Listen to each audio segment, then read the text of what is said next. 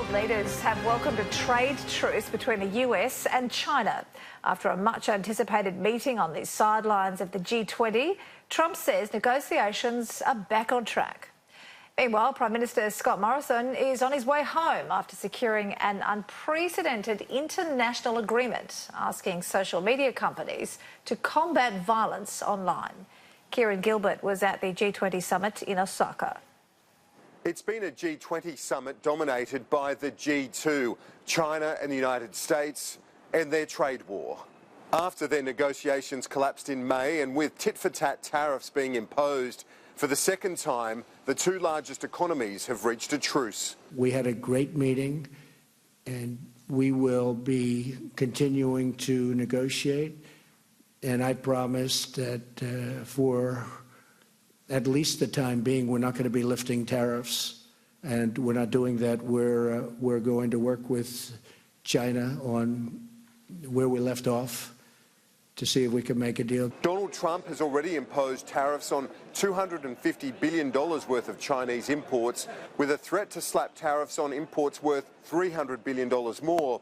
But with this short-term deal, the US has agreed to not impose any further tariffs in the short term, to allow trade negotiations to resume. China and the United States both benefit from cooperation and lose in a confrontation. Cooperation and dialogue are better than friction and confrontation. The China-US truce has been welcomed by other world leaders, including Prime Minister Morrison. I'm hopeful, based on what they've expressed after that meeting, that they can now take that forward. There's obviously a lot at stake. I'm pleased that that was acknowledged and understood by China and the United States. Not only I, but many, many others have been making exactly the same point in concert. And so I think people leave Osaka pleased that we're able to get to that point. Some people are worried that the post-war free trading system is wobbling. So in this context, we must solidly establish the principle which will lead the world economy going forward. At this summit, free, fair, non-discriminatory and open market, level playing field.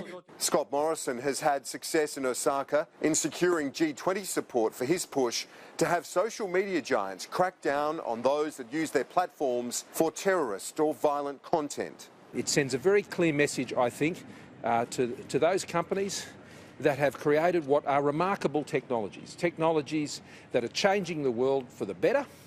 At the G20, we affirmed how important that was, and that we want to see all of that continue, and that we're for an open web, and we're for all of those things. But we cannot allow these new tools to become deadly in the hands as weapons of terrorists. From Osaka, the Prime Minister flies back home to Australia in the first sitting week since his election triumph. Kieran Gilbert, Sky News, Osaka.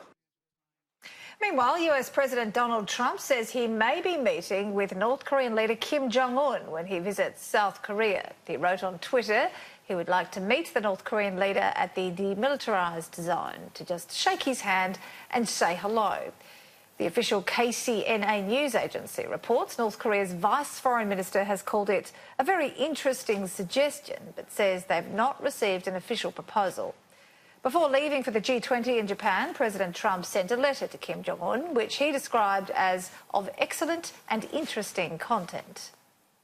I understand that we may be meeting with Chairman Kim, and we'll find out. We spoke with the people. Kim Jong-un was very receptive. He responded, and so we'll see. Because tomorrow we're going to the DMZ. I said, while I'm there, I'll shake his hand. We get along.